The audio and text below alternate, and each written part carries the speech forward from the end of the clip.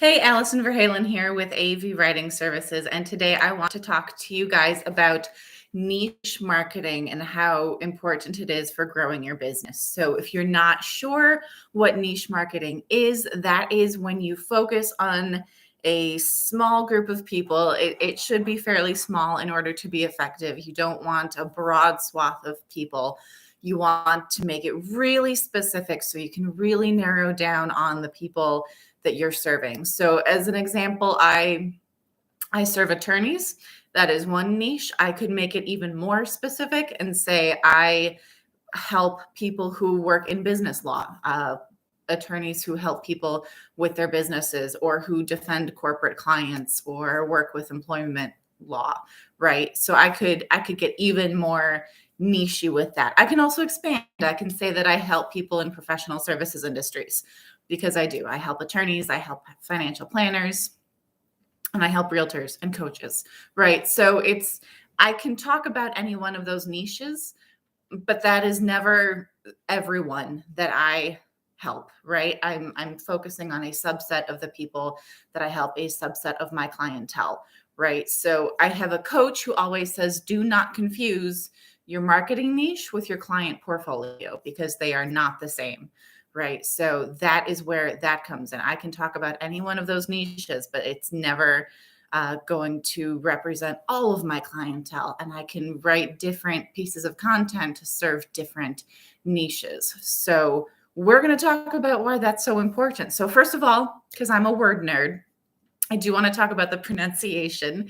Some of you might be hearing me say niche and be like, what? Isn't it pronounced niche? I always thought it was pronounced niche because it has that I at the end. It's Niche. And I looked it up and it does have French origins, which means the original pronunciation was probably something like niche or something similar to it. That being said, it has become so anglicized, and there are so many people who say niche these days that you can probably get away with saying niche. I'm going to say niche because, again, I'm a word nerd and I took French all through school. And when I see that E at the end, I can't help but pronounce it niche. So that's how I pronounce it. If you want to pronounce it niche, I'm not going to judge you. Just to have that little bit of fun, I wanted to start out with that because, again, I'm a word nerd. These are the kinds of things that I think about. So first and foremost, why you should be using your niches. So it might be counterintuitive to say that niches are actually more profitable than trying to go bigger, right? Why would I tell people that I only serve attorneys who work with employment law when the reality is I serve a lot more than that? Well, if I'm speaking to a bunch of attorneys, that's going to help them figure out, okay, I know an attorney who works in that area. I can connect them with Allison, right? If I tell people I help people in professional services industries, think about that right now. Who are you going to connect me with who works in a professional services industry? Does anyone come to mind, or is it just such a broad category that you're kind of left scrambling, right? Whereas when I say I help, again, attorneys who work in a specific area of law or attorneys who work in business law, right? That's something specific. And if you know someone who works in that area, if you know an attorney who works in that area of law, that's going to come up for you right away. You can go, oh, I can connect Allison with that person, right? So same thing with your marketing efforts. So that's why it's so good to have those niche when you're giving your elevator pitch, if you're in a networking event, but same goes for your marketing, because if you know who your niche is and you're really specific about it, you can create content that is tailored to them. So you really need to focus in on that niche, identify it, and focus in on it and keep that front and center in everything that you do. Every keyword research you conduct, every piece of content you create, where you distribute your content, all of that has to revolve around your niche market. And it can vary depending on different niches, right? So when it comes to distribution, maybe some of your content will be distributed on LinkedIn and some of your other content will be distributed on Instagram, depending on where each of those target audiences is, right? Maybe you have one niche that tends to be on LinkedIn more. Maybe you have another niche that really likes Instagram. Again, it's all about narrowing it down and knowing who that target audience is. By niching, you can actually increase your visibility. Again, I know this sounds counterintuitive, Because if you're narrowing it down, how can that increase your visibility? Well, because when you get that really narrow, really specific niche, and now I say narrow, but don't make it too narrow. Don't make it like 3 people, right? You want to make sure that your niche is large enough that it can actually support you. But keep in mind that it does not have to support you all by itself, because once you have that one niche, you can expand into other niches. We'll get into that a little bit later. But it can increase your visibility because when you focus on a niche and you are serving people and creating content for people in a specific space, there's not as much competition, which is my next point, right? Niches are less competitive. So you have a better chance of standing out from the crowd. You have a better chance of getting in front of your target audience and getting their attention and positioning yourself as a thought leader in your industry, which again, we'll get to later. So now we know why it's so important. Now let's talk about how to use niche marketing to really grow your business. So first, choose your niche wisely, right? You do want to make sure that it is specific, but not so specific that there's only a handful of people in there, right? You want it to be big enough to support you. So make sure that it's large enough to provide a market for your products or services. Also, as I mentioned before, target multiple niches. Don't think that you have to choose just the one. Like I said, I serve attorneys. I also serve financial planners. I have created content just for financial planners. I also serve realtors and coaches, right? So I can create content, and I have created content for each one of those niches. So keep that in mind as well. Every time you create a piece of content, you want it to be really tailored to one particular niche. But don't think all of your content has to be tailored to one particular niche. You can and absolutely should switch it up so that you're getting some attention, getting some traction in those various niches. Because again, that's going to be the best way to grow your business. You're growing your visibility in each of those groups simultaneously. That's the best way to grow your business. Next up, use long tail keywords, right? So I've talked about this before, but I'm going to bring it up again just in case this is new to you. Short tail keywords are 1 to 2 words. Content marketing is a short tail keyword. Long tail keywords like content marketing strategy or content marketing strategy for small businesses, right? That's a long tail keyword. That's a long search term that people are typing in, right? So it's generally going to be more specific. When people are using those long tail keywords to look for something, they're looking for something specific. So if you can use those long tail keywords in your content, you can get in front of those people and say, hey, I know you're looking for this. Guess what? I provide it right over here. They also tend to have a higher buyer intent. People who are looking for something specific are more likely to buy. They tend to be later in the buyer journey.